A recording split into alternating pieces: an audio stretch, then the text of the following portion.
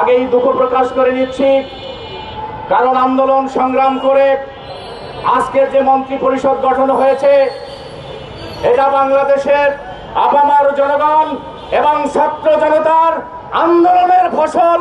আজকের এই সরকার বাহাদুর মন্ত্রণালয়ে বসে যে সকল হটকারী সিদ্ধান্ত গ্রহণ করছেন, এটা তারা করছেন না।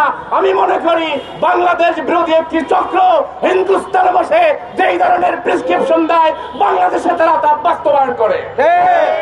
তার কারণ হিসেবেই 8 দিন হসপিটালের লাইসেন্স বাতিলের জন্য একটা চক্রান্ত করেছে, শিশুদেরকে পরিকল্পিতভাবে হত্যা করা হয়েছে। এতদিন হয়ে গেল, বছরের পর বছর 8 দিন হসপিটাল চললো, কোনোদিন একটা শিশু মারা গেল না। কি কারণে এই অ্যাক্সিডেন্ট ঘটানো হলো, এটা আমরা সুষ্ঠু তদন্ত করব।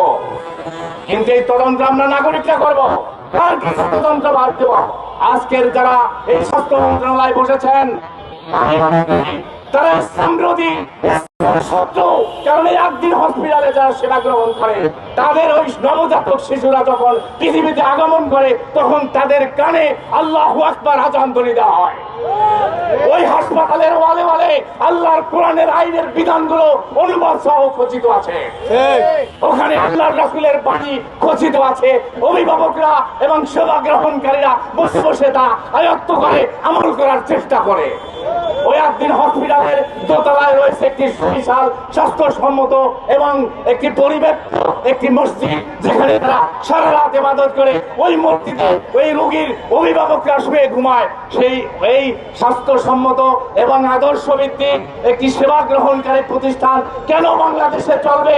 এজন্য আমাদের প্রতিবেশী দেশ দাদাদের অনেক আগ থেকে একটি ষড়যন্ত্র এটার ভিতরে ছিল।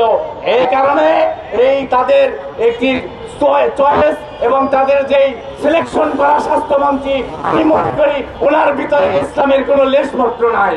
আপনি তো এই আমাদের দায়িত্ব কে নিবে? আমাদের ভরণ পোষণের খবর কে দেখবে? আঙ্কেল, প্রধানমন্ত্রী, আপনার কাছে আমার সম্মানিত আবেদন, আমি জানি না আমার এই ছোট্ট নিউজটি আপনার কানে পৌঁছাবে কিনা, কিন্তু সবার হয়ে আমি আপনার কাছে ক্ষমা চাই। 6টা মানুষের অজুহাত দেখায় আপনি 6000 মানুষকে কষ্ট দেন না।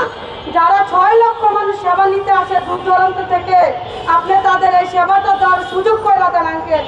এই সেবা আমাদের যে কত বড় মায়েদের গুরুত্বপূর্ণ, সেটা আপনারা পুরুষ হিসাবে বুঝবেন না।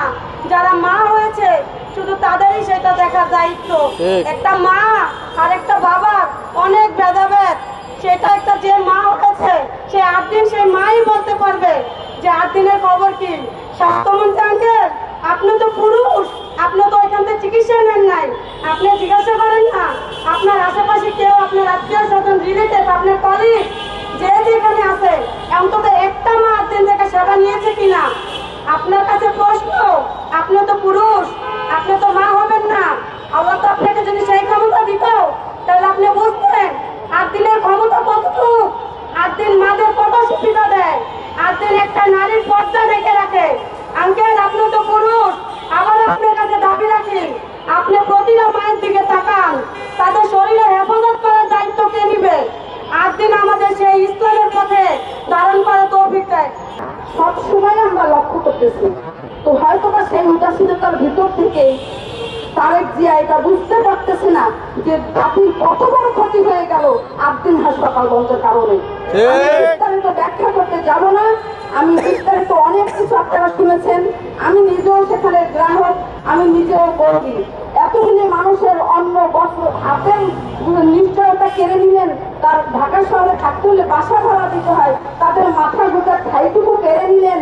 তাহলে আপনারা মানুষের দায়িত্ব কেন নিলেন যদি পারবেন না? আপনার মনেই যদি এত বিষ ছিল যে আপনি সমস্ত গরিবদের পিষে মারবেন, তাই আপনি ক্ষমতায় আসবেন কেন?